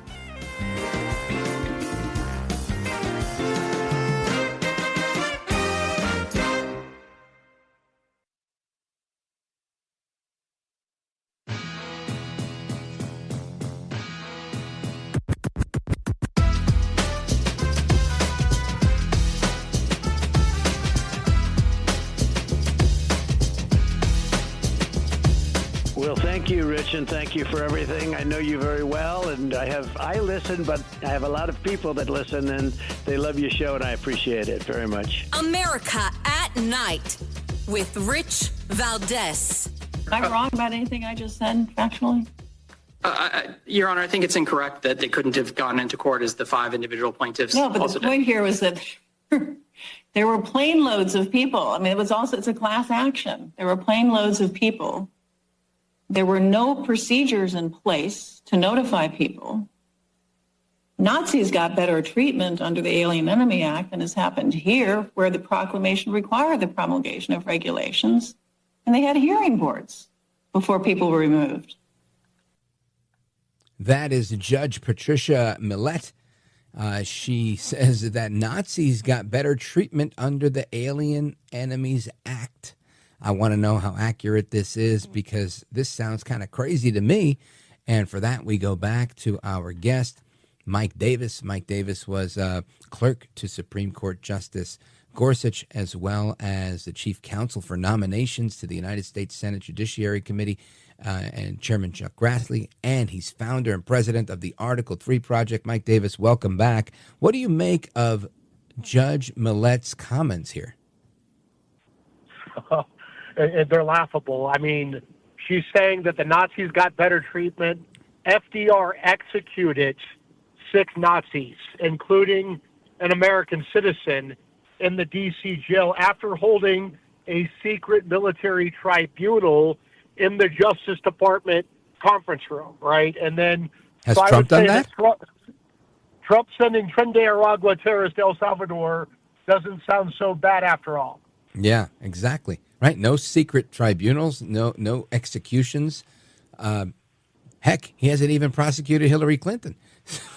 I find it's crazy for them to suggest that the Nazis got better treatment. But this is what happens. And, I guess, again, I feel like in my world, we could say what we want, right? This is talk radio. If Rachel Maddow says something crazy, or even if I get out of line and say something crazy, it's in bounds for people that work in talk radio, for people that work on cable news. But I don't think that should be the case for people that are considered to be jurists, right? Held to a higher standard. Am I wrong here?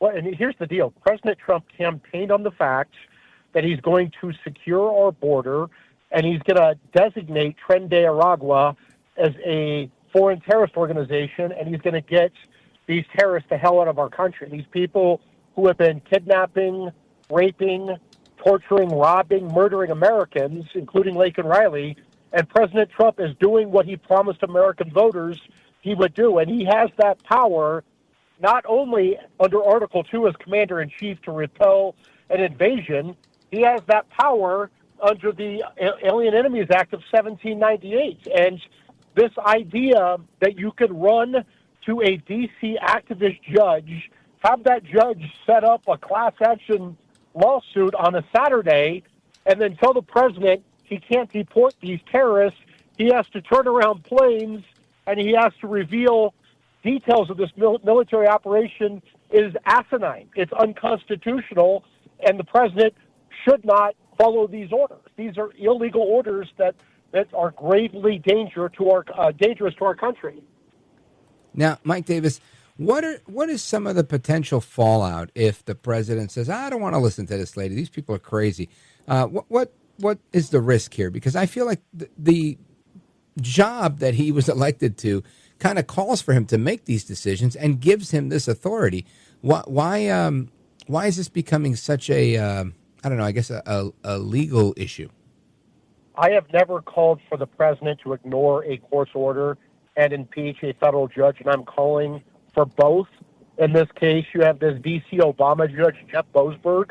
Yeah. Two Saturdays ago, when it's not even his emergency docket, he just somehow took over the emergency docket that Saturday for himself, even though another judge was responsible for it in D.C., and claimed jurisdiction over an ongoing military operation. He exposed this military operation by holding a hearing about the operation, putting American and Allied lives in danger, and then he even had the audacity to tell the president to turn around 2 planes full of terrorists. I mean, he doesn't have the jurisdiction to do that at all, and it puts Americans in danger. I mean, think about this. We saw the security footprint in El Salvador with hundreds of military, law enforcement, and intel officials ready to receive those terrorists. We didn't have that same blueprint in America. Because why would we? Why wouldn't we have that footprint in America when we would never expect that a radical activist judge would go in and sabotage an ongoing military operation, expose it, and try to turn planes around? Right. So what can we expect moving forward? Because it seems like, Boasberg has some friends like Millett and maybe others who are, closeted haters of Trump, or maybe not even so closeted. I wouldn't say they're very closeted. They've been pretty open with their hatred and resistance. Look, President Trump won 312 electoral votes. He won all 7 swing states. He won the popular vote. He kept the House. He won a comfortable margin in the Senate. He has an electoral mandate. He has the legitimacy of the American people. And if the federal judiciary wants to torch its legitimacy over this, they're going to lose, and they're going to lose badly. So I would say this to the Chief Justice, John Roberts: he better get his judicial house in order, because if he doesn't do it, if he refuses to do it, Congress is going to do it for him through articles of impeachment, impeachment hearings, cutting funding, cutting jurisdiction, oversight hearings. If the federal judges, if these activist judges want to take off their judicial robes, climb into the political arena, and throw political punches, they better expect to get political counterpunches. And we're going to make damn sure that happens at the Article 3 Project. Mike Davis is the founder and president of the Article 3 Project. Now, Mike Davis, can you tell everybody that's listening how they can learn more about you and the work that you're doing at the Article 3 Project? You guys are kicking ass and taking names, and I, for one, am very appreciative of it, but I want to let everybody know how they could support that work and follow you. I appreciate that. I'm one of the very few former Supreme Court clerks and top Senate and House staffers and White House staffers and DOJ staffers who has the courage to say what I do on a daily basis. You can go to article3project.org, article number 3project.org. Follow us on social media, donate, whatever you can afford, but nothing more. But the most important thing your audience can do is take action. We want to impeach Judge Boasberg. We need to light up both of your home state senators and your U.S. rep to tell them to hold him accountable for this dangerous, lawless sabotage of the president's Article 2 powers. Now, before you go, let everybody know why you decided to name your organization the Article 3 Project. I started the Article 3 Project after I left the Senate Judiciary Committee because I saw during the Kavanaugh fight the void on the right where we did not have groups who had the background and backbone that I do to lead this fight. And so I started it to help President Trump confirm constitutionalist judges in his last 2 years of his first term. I defended President Trump constantly against the lawfare for 4 years after that. Election integrity, we got his cabinet confirmed. We're going to pick even more bold and fearless judges in his second term, and we're going to hold accountable these radical judicial activists, these saboteurs who are abusing their judicial power to sabotage the president over political and policy disagreements.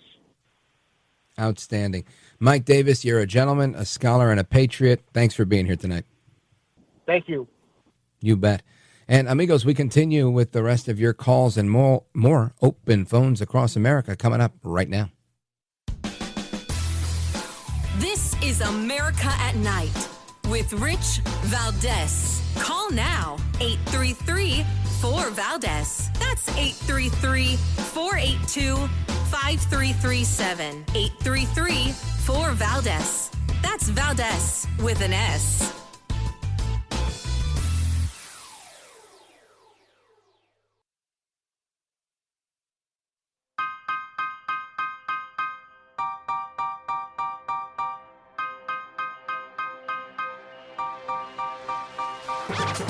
And now, America's liberty-loving Latino amigo, Rich Valdez. All right, amigos, to the phones we go. And we've got calls from Oxford, Mississippi. Or is that Missouri? Charleston, South Carolina. Evergreen, Montana. Shapeville, Illinois. Montreal, Canada. Boise, Idaho. My goodness, there's so much going on here tonight. Well, let's get to whoever's been on hold the longest. Let's go to Jerome, Charleston, South Carolina. Go right ahead, sir. So much Kool-Aid, so little time. Yep. So much It's Kool-Aid, our favorite. so little time. Drink the Kool-Aid, drink it. Shook the Kool-Aid because you got a whole week to get through now. Hey, I can't wait to see old communist Tulsi and pretty boy Pete, whose mama said, he ain't no damn good anyway. But I went to see them testify about this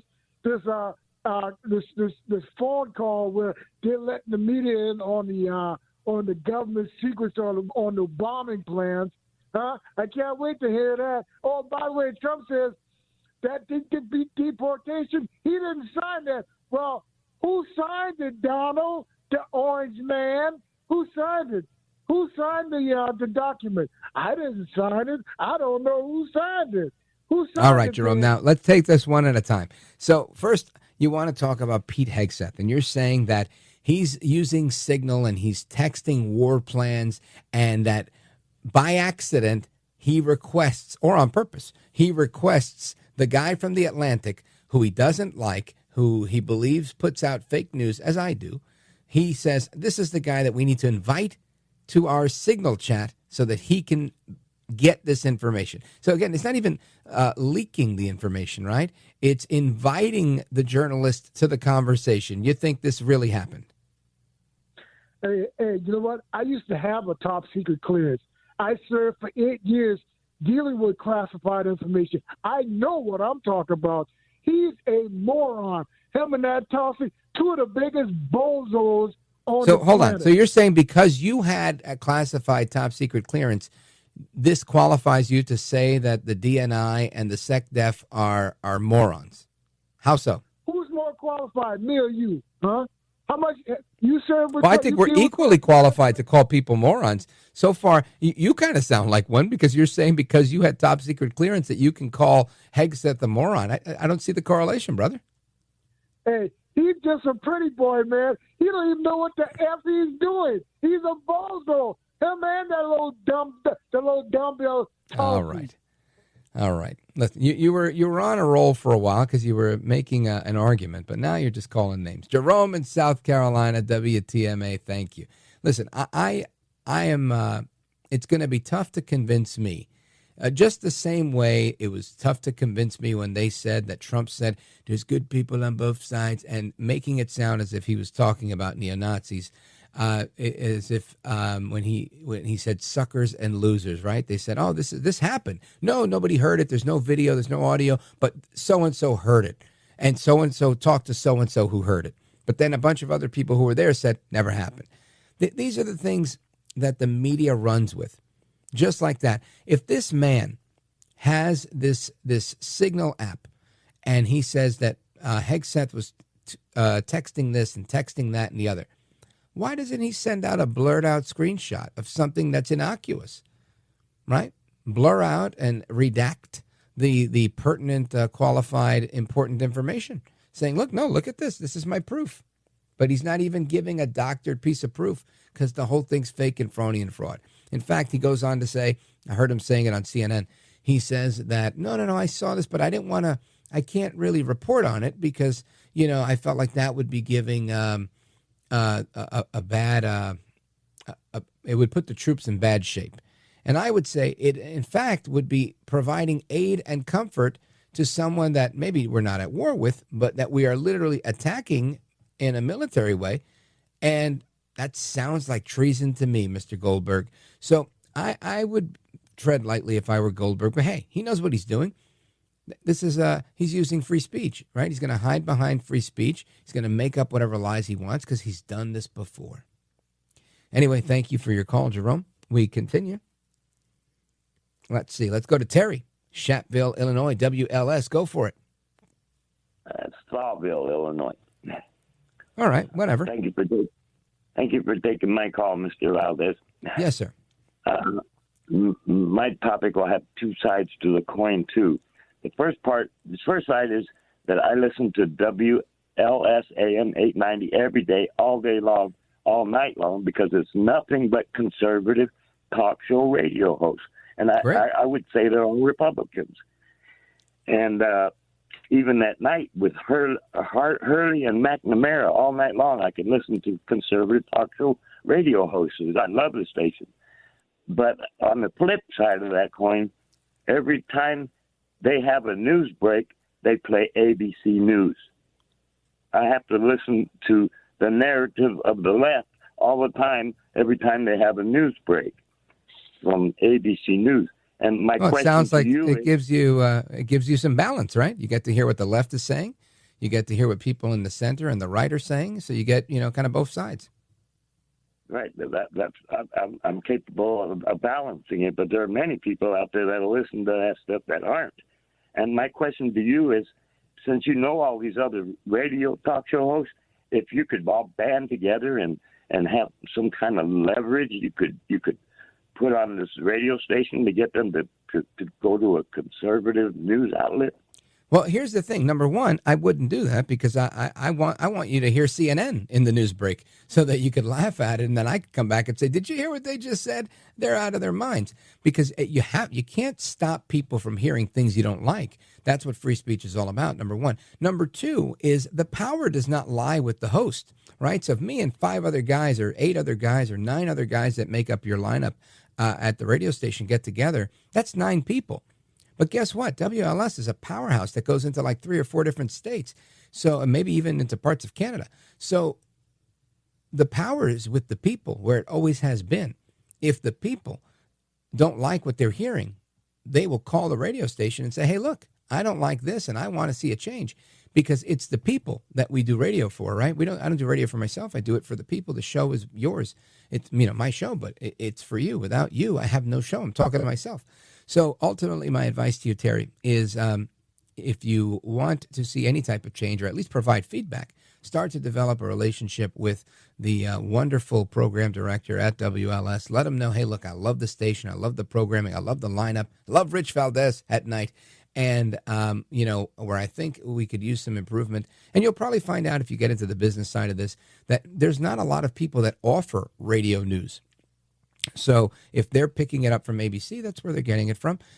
It's not like everybody's offering it, and it's not always competitive. And, everything is a dollars and cents type of thing. So that's my best advice to you. But thank you for bringing it up. And more than anything, thanks for listening to the show. I really appreciate you being locked in. God bless you, man. God bless America. And I'm going to take a quick pause right here. Come right back for the speed round. Don't go anywhere. This is America at Night with Rich Valdez.